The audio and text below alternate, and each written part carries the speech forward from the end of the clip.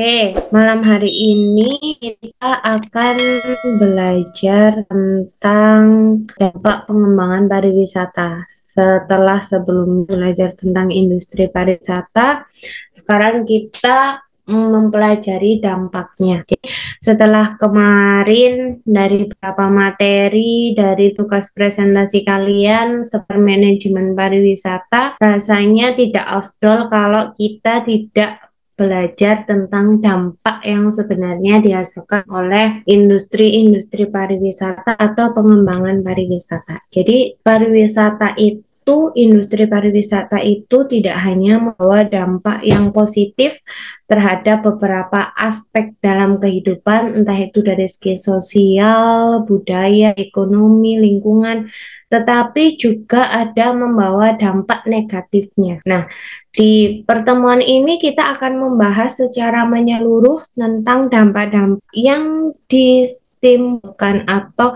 dampak-dampak akibat pengembangan pariwisata. Nah, yang pertama kita bahas dulu dari segi ekonomi pengembangan pariwisata yang dampaknya terhadap perekonomian, utamanya di Indonesia. Jadi, yang pertama kita mempelajari dulu dampak positifnya, yang baik-baik dulu kita. Jadi, dampak positif dari pengembangan pariwisata terhadap perekonomian yang pertama itu adalah foreign exchange earning atau pendapatan valuta asing. Karena sekarang perkembangan industri pariwisata kita atau perkembangan wisata di negeri kita sendiri itu sekarang bukan hanya diminati oleh wisatawan lokal, wisatawan domestik ya, tetapi juga ada wisatawan asing yang berkunjung ke beberapa wisata yang ada di negara kita, maka secara otomatis dari adanya pengembangan pariwisata itu akan berdampak pada peningkatan pendapatan valuta asing. Sesuai dengan pengalaman di beberapa negara bahwa kedatangan wisatawan ke sebuah destinasi wisata akan menyebabkan bertumbuhnya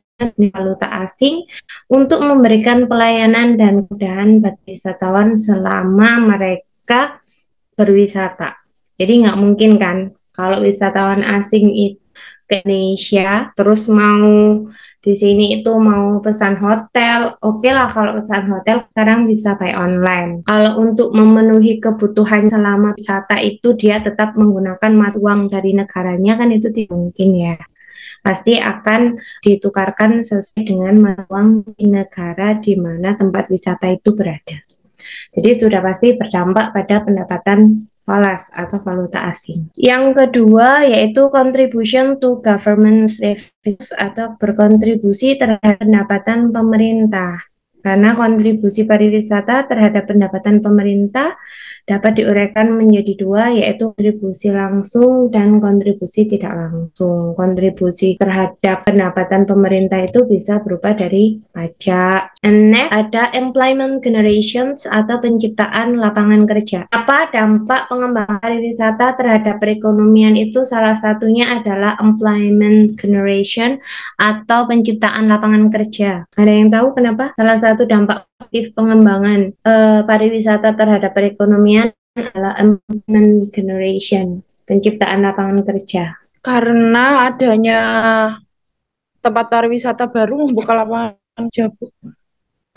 Jadi pariwisata baru membuka lapangan kerja juga.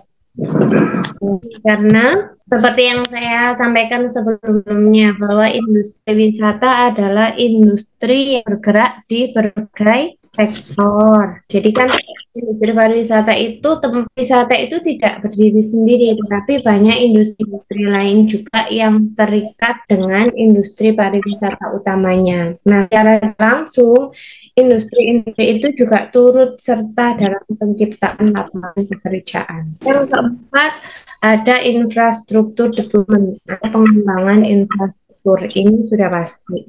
Karena berkembangnya sektor pariwisata juga dapat mendukung pemerintah lokal untuk menyediakan infrastruktur yang lebih baik. Yang kelima, dampak positif terhadap perekonomian yaitu development of local economies atau pengembangan ekonomi lokal. Dan sektor wisata seringkali digunakan untuk mengukur ekonomi pada suatu kan wisata. Jadi adanya tempat wisata, adanya industri pariwisata sudah pasti akan meningkatkan atau mengembangkan ekonomi bagi masyarakat lokalnya atau di daerah sekitar tujuan wisata. Sedangkan dampak negatifnya yang pertama adalah leakage atau kebocoran atau leakage dalam pembangunan pariwisata di daerah wisata dikategorikan menjadi dua jenis kebocoran, yaitu kebocoran import dan kebocoran ekspor. Jadi yang dimaksud kebocoran di sini itu adalah di bidang perekonomian itu adalah uang-uang yang diperoleh dari kegiatan impor dan ekspor yang digunakan untuk membeli alat-alat atau kebutuhan-kebutuhan penunjang sebut dengan industri pariwisata itu tidak bisa dikelola sendiri. Jadi misal contohnya, kita ambil contoh yang paling gampang. Ketika kita satu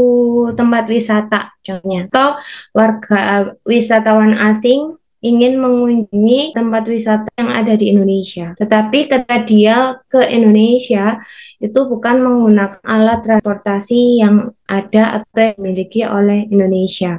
Misalnya datang ke sini dengan pesawat dari negara mana, atau pesawat di mana perusahaan itu dikelolanya di luar negara kita sendiri. Itu kan industri pariwisata yang berkembang, tapi secara perekonomian itu tidak bisa dikelola di negara sendiri.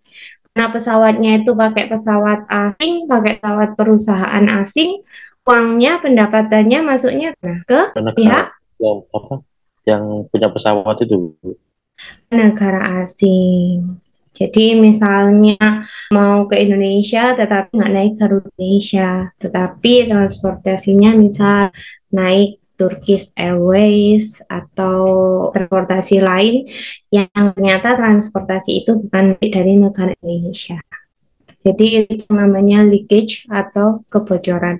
Industri pariwisatanya berkembang, tetapi secara ekonomi, perekonomian itu uang-uang harusnya bisa dikelola di negara kita sendiri, karena itu milik asing, alat transportasinya milik asing, perusahaannya perusahaan asing, jadi ya lagi ke sana uangnya. Yang kedua ada enclave tourism atau wisata enclave. Enclave tourism sering diasosiasikan bahwa sebuah destinasi wisata dianggap hanya sebagai tempat persinggahan. Jadi karena cuma singgah, tidak menginap di hotel-hotel yang sudah disediakan di sekitar objek wisata, tidak ada arus ekonomi yang terjadi di sana, tidak ada pendapatan yang diperoleh dari wisata tersebut, pada akhirnya juga menimbulkan dampak negatif di perekonomian. Yang ketiga sudah pasti karena ada dampak positifnya berupa infrastruktur development atau pengembangan infrastruktur, sudah pasti dampak negatifnya ada infrastruktur cost atau biaya pengembangan infrastruktur.